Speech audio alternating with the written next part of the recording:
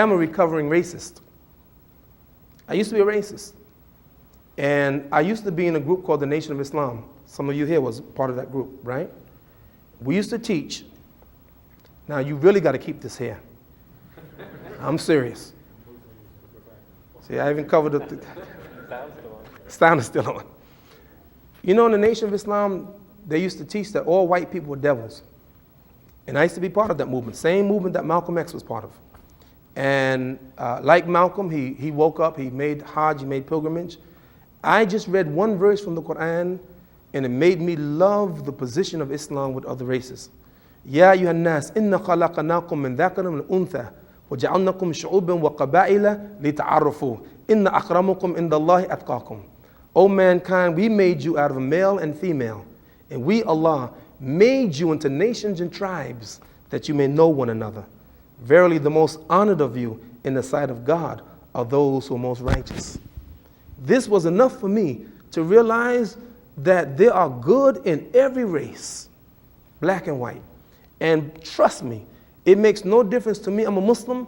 If my leader is a black man from Nigeria with skin as dark as charcoal, or a Muslim in Turkey or Bosnia whose skin is white as snow, and he's my leader, it doesn't make me a difference what his nationality is, what his color is, as long as he's a believer and I give my obedience to him. I don't have that color consciousness anymore. God is my witness. I love people. I love different cultures. All the Muslims who know me know that my favorite food is Pakistani food.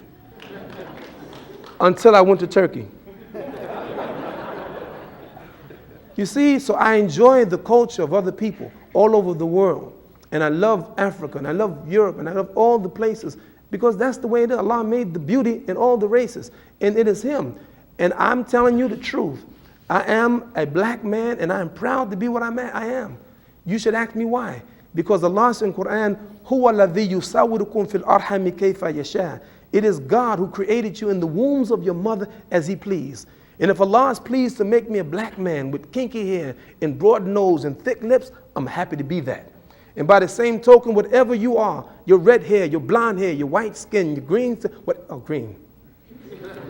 Whatever it is, you should be happy because the God created you that way. Allah made you. And if Allah made you be a man, be happy to be a man. If He made you a woman, be happy to be a woman. And this is the beauty of the Islam, and there's no racism in Islam. But because of the weakness of people and the contamination of some people, then racism creeps in the hearts of people, silly-minded people, who look down on black people, or look down on white people, or look down on people of color. So this sickness, we have to help them. And how we do it, I wish you would come to our masjid in Brooklyn. It is a mixture in our community. We have African Americans, we have Arabs, we have Indians, we have Muslims, white European American Muslims, we have Hispanic Muslims in our community, a nice mixture, and we love each other. And we don't even see a difference, honestly. So truthfully, brother, the problem is that incomplete conversion into the Islam, I don't care what country they come from, but when you drink of Islam, then you know that there's no racism. And that's why the Prophet said to obey the Amir, the leader appointed over you, even if it's an Abyssinian slave with a head like a raisin. So this, put it in your heart, the Islam, and you follow the Islam, and you see there's no racism. And I'm telling you, one of the sicknesses of this country is this racism. It still exists today, institutionalized racism. And as long as a Muslim from any place in the world comes here and pick up that disease, and they'll start acting like the same sick people in this society. Not all of them, but the sick ones, they start imitating them rather than imitating the Prophet of Allah, peace and blessing be upon him.